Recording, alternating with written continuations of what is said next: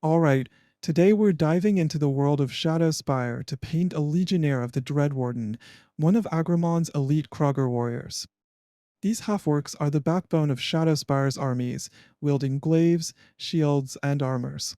They're built for fear and domination, which is basically Shadowspire's whole vibe. And honestly, I've been excited to paint this one because it's part of a project my nephew started for his Shadowspire army.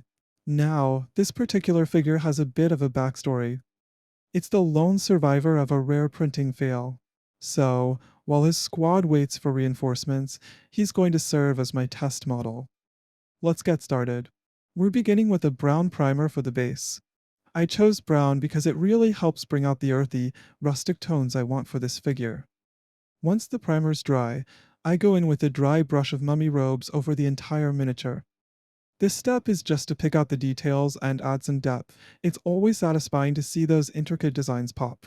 Next up, crusted sore for the skin. This color, when diluted, gives that raw, menacing look perfect for a Shadowspire Kragar. These aren't polished soldiers, they're hardened brutes shaped by the dark magic of Shadowspire. For the tunic, I went with Necromancer Cloak, thinned out to let the texture underneath peek through. It's such a rich, deep gray, almost black. The weapons and armor get a solid layer of matte black, simple, efficient, and perfect for the grim Shadowspire aesthetic. I'll build on this later, but for now, it's about getting that foundational darkness. For the boots, straps, and shield backing, I'm using diluted oak brown. This shade brings a nice worn leather look, grounding the figure in a more rugged feel. Even the shield gets this treatment. I thought about painting a heraldic design on the shield, but honestly, I was worried it would clash with the rustic vibe. Plus, I couldn't settle on a color that felt right. For the skin highlights, I mixed tanned flesh with crusted sore. Just a subtle touch here and there to add dimension and show off the musculature. The Kragars are warriors, after all, they've got to look the part. Now comes one of my favorite parts, a generous dry brush of plate mail metal over the armor and weapons. This step is super satisfying because it instantly transforms the black base into something sharp and intimidating. The metallic sheen really brings out the character of the figure. I applied dark tone almost everywhere, armor, tunic, shield, except for the skin. It ties everything together, adding shadows and depth to the details. The glaive gets a touch of greedy gold on the hilt and pommel, just a small detail to break up all the dark tones.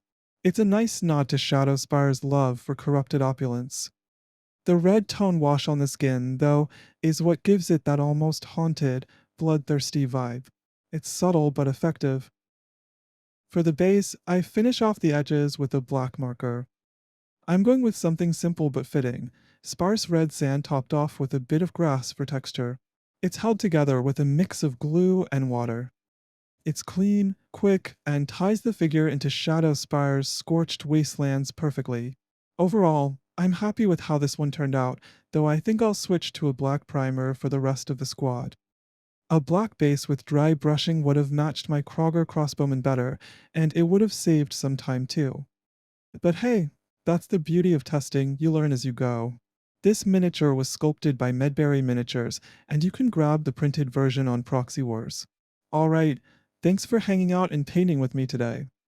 If you enjoyed this, don't forget to leave a comment or share your thoughts on how you'd approach a Shadowspire army. And who knows, maybe next time we'll tackle the whole squad.